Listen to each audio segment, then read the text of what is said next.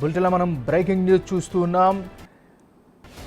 జత్వానీ కేసులో మరో interesting twist వస్తున్నట్టుగా తెలుస్తోంది. సో సంచలనం రేపినటువంటి జత్వానీ కేసుకి సంబంధించి నాటి ప్రభుత్వ పెద్దల మెప్పు కోసం కాదంబరిపై తప్పుడు కేసులు నమోదు చేసినట్టుగా మరో అప్డేట్ వస్తూ ఉంది. జత్వానీ కేసులో మరో ట్విస్ట్ అయితే కనిపిస్తోంది.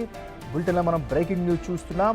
సంచలనం రేపినటువంటి ఆంధ్రప్రదేశ్ రాష్ట్రంలో రాజకీయ పరంగా సంచలనం రేపినటువంటి కేసుకి సంబంధించినటువంటి బ్రేకింగ్ న్యూస్ చూస్తూ ఉన్నాం. మరో తప్పుడు కేసు ఈ అంశానికి సంబంధించి నమోదైనట్టుగా కూడా తెలుస్తోంది. జత్వానీ కేసులో మరో ట్విస్ట్ అయితే కనిపిస్తోంది.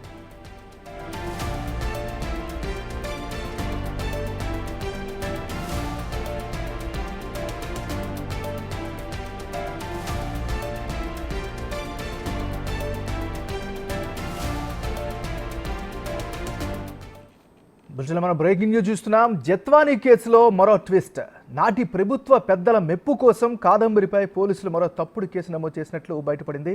ఫిబ్రవరి 10వ తేదీ నుంచి 14 వరకు కోర్టు కాదంబరి జత్వానీ ఆమె తల్లిదండ్రులను పోలీసుల కస్టడీకి అనుమతి ఇవ్వగా ఆ తర్వాత ఆమె ఐఫోన్లు తెరిచేందుకు ప్రయత్నించారు.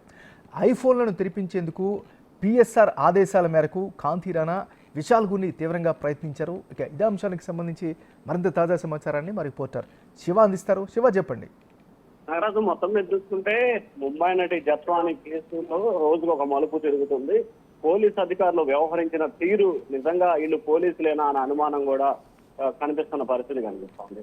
ముఖ్యంగా ఏదైతే గటి జత్వానీని ఫిబ్రవరిలో పోలీస్ కస్టడీకి అనుమతిస్తూ కోర్టు ఆదేశాల ప్రకారం ఇచ్చిన సమయంలో నాటి intelligence chief PSR Anjaneyulu, Vijayawada CP Rana, అలాగే అడిషనల్ సిపికి సంబంధించిన క్రైమ్ సంబంధించిన విషయాలు కొన్ని వీరు ఆమె ఐఫోన్ ని ఆ టైంలో ఓపెన్ చేసేందుకు విశ్వ ప్రయత్నాలు చేసిన పరిస్థితి కనిపించింది. కానీ ఆమె ఓపెన్ చేయడానికి నిరాకరించడంతో పాటు అలాగే ఆమె ఫోన్ ఓపెన్ చేసేందుకు శతవిధాల ప్రయత్నాలు చేశారు, కానీ అది సాధ్యం కాలేదు. అయితే ఎవరైతే జత్వానీకి సంబంధించి కూడా ఒక వ్యక్తి ఢిల్లీలో అమిత్ సింగ్ వ్యక్తి పరిచయం ఉన్నట్లు కూడా విద్యాసాగర్ ఐడెంటిఫికేషన్ చేశారు. అతన్ని కనుక తీసుకొస్తే ఖచ్చితంగా ఈమె ఫోన్ ఓపెన్ చేసే అవకాశాలు ఉంటాయని చెప్పి కూడా విద్యాసాగర్ చెప్పడంతో ఆగమేఘాల మీద ఫిబ్రవరిలో విజయవాడ పటమట్లో ఒక స్పా సెంటర్ మీద రైడ్ చేసి ఒక మహిళని అదుపులోకి తీసుకుంటే ఈశాన్య రాష్ట్రాలకు సంబంధించిన ఒక మహిళని అరెస్ట్ చేశారు. ఆ కేసులో ఆమెను A1 గా పెట్టి ఏదైతే అమిత్ కుమార్ సింగ్ సంబంధించి కూడా ఈశాన్య రాష్ట్రాల నుంచి అమ్మాయిల్ని సప్లై చేస్తున్నారని చెప్పి కేసు నమోదు చేసి ఆయనపై A2 గా కేసు నమోదు చేశారు.